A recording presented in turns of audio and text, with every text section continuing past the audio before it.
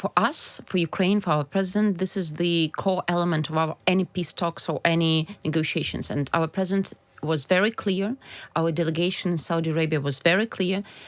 We definitely want our children to be part of any talks, diplomatic efforts aimed at achieving peace. And children should be released unconditionally. I want to start with your own trip, Yeah. where you've been so busy, you've met so many people. What do you feel, are you going to go home with something of an outcome, with positives to report, do you think? Absolutely. I'm part of the Ukraine's delegation and also participant of the initiative of President of Ukraine, Bring Kids Back UA. And our main idea and main goal is to lobby the issue of the return of Ukrainian children who were deported in grave breach of international law. Return of each child unconditional back home to Ukraine. And we have a number of important meetings here in London. And of course, it's another opportunity to raise awareness among not only UK people, but in general, international awareness that we need to redouble our international diplomatic efforts to return our children back home. How many children are we talking about at this stage? At this stage, we have at least 20,000 of Ukrainian children deported by Russia in grave breach of international law. But there are at least 1.6 million Ukrainian children on the temporary occupied territories. And what Russia does to them, I mean, one category is children on the temporary occupied territories. Russia tries to raise their identity, to Russify them, impose Russian documents. But also there is another category, those who were abducted from families, separated from families and returned and deported to Russia. And obviously Russia does terrible war crimes against humanity and also genocide. And it keeps doing this for 11 years to Ukraine, just for, just because Ukraine wants to be an independent, sovereign European country. And this is an existential fight for Ukraine as a country, and existential fight for Ukraine as a nation. We definitely need more international attention to the issue of children, because this is a humanitarian issue. Yeah. Any country can contribute to this process. We have an international coalition for the return of Ukrainian children, and UK is one of the staunchest supporters within this coalition. We have also mediators who help us return Ukrainian children. We have Bring Kids Back UA. This is an initiative of the president, which consists of governmental and non-governmental sectors. And we need joint efforts, to exert more pressure on Russia to release our children. One of my thoughts on this is that President Putin has been charged by the International Criminal Court, in fact 2 years ago, for the war crime of unlawful deportation of children, along with his Commissioner for Children's Rights, in a horrible irony.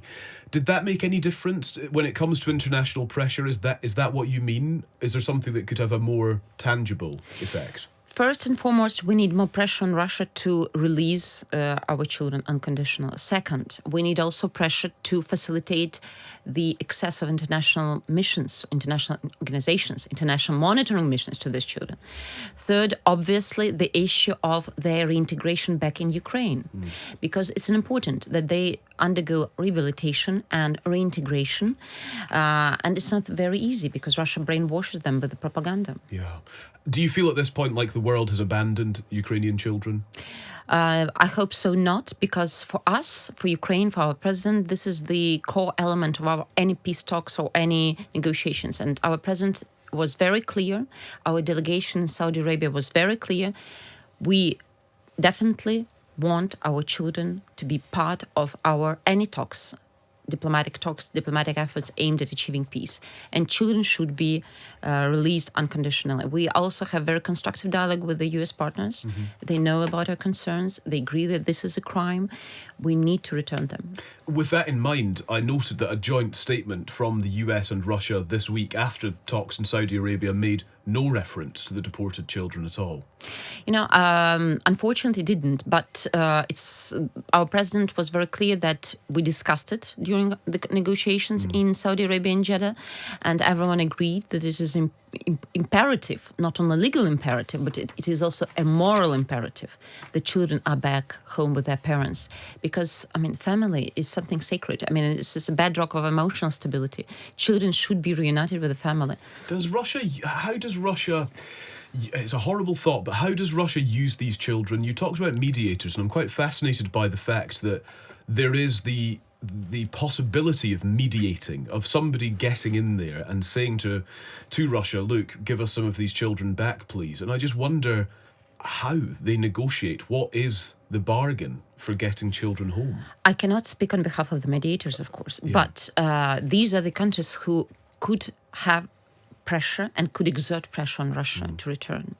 For us, whatever methods would help us return would work for us, because these are our children. This is our future. Does Ukraine have to give things to Russia in exchange for children? No. Is that how it works? No. We get, there are two tracks. One's via mediation, that we return children, and another is rescue operations by different stakeholders, meaning governmental officials, but also non-governmental sectors.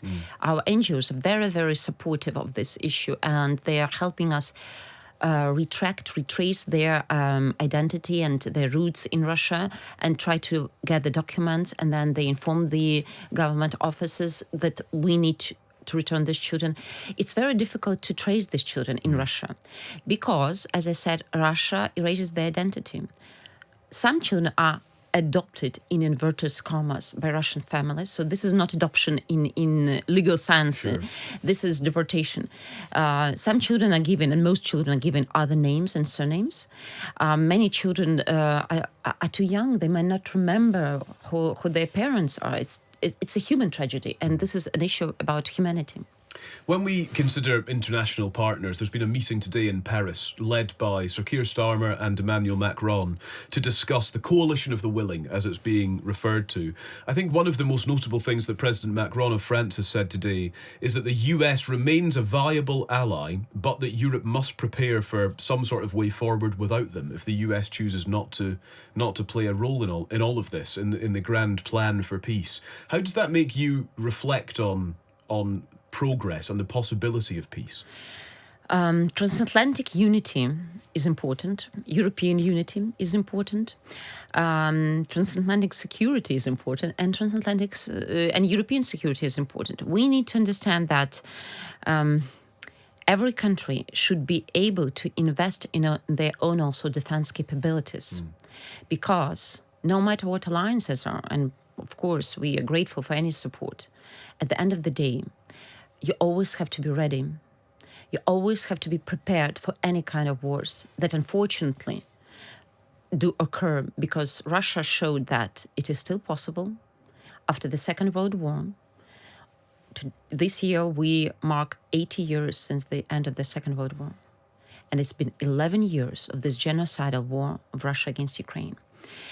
We need to be prepared. And when I say we mean international community.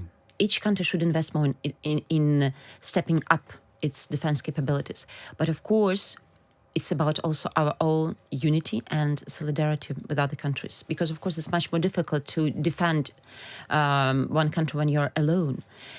Our strength is in our unity. And this is also one of the strategies that Russia has and employs to disrupt unity between allies, between friends, between colleagues. We need to stay united and understand that this is an existential fight. It's not only about Ukraine. It's about values. It's about democracy. It's about also upholding the international law. Do we abide by international law? Are the criminals brought to justice? We should not reward aggression. We should not appease aggressors, and we should punish aggressors. Only then they understand how to act. Yeah, I think that's absolutely valid. One of the other announcements today from the meeting in Paris is this idea that, first of all, that military chiefs are going to be sent by the UK and France in delegations to Ukraine in the coming days to work in Ukraine. And I suppose the other part of that is that any coalition of the willing, says President Macron, would act as a reassurance force rather than a peacekeeping one. Do you feel reassured by that? We definitely need military contingent on the ground. We need boots on the ground because this is a very powerful deterrent, but also a very powerful security guarantee. Of course, the best security guarantee is NATO. That's absolutely clear for us. This is the most efficient security guarantee. But it's not only that Ukraine wants and NATO needs NATO. It's actually vice versa also. NATO needs Ukraine. Ukraine literally defends eastern flank of NATO right now. And especially Baltic countries understand it very well. Ukraine has one of the strongest armies right now in Europe. We have a combat experience. We had drone technologies, which is absolutely amazing. We definitely need more support, more air defense, more weapons. But Ukraine can also contribute to European security and to global security as an important contributor. But we need security assurances and security guarantees now before we become the member of NATO. And now the best security guarantee is, of course, more weapons to Ukraine, more air defense, because Russia attacks our civilians, our critical infrastructure, our civilian residential buildings. But we also need weapons to defend ourselves. But of course, we also need boots on the ground, because this is, on one hand, a security guarantee for Ukraine. But on the other hand, it's a very strong deterrent for any further escalation or aggression. And let me be clear, for Ukraine, it's very important that it is comprehensive, just peace for Ukraine. Yeah. And when we speak about just peace, meaning that this aggression will not be repeated in the future, and justice will be served to our people.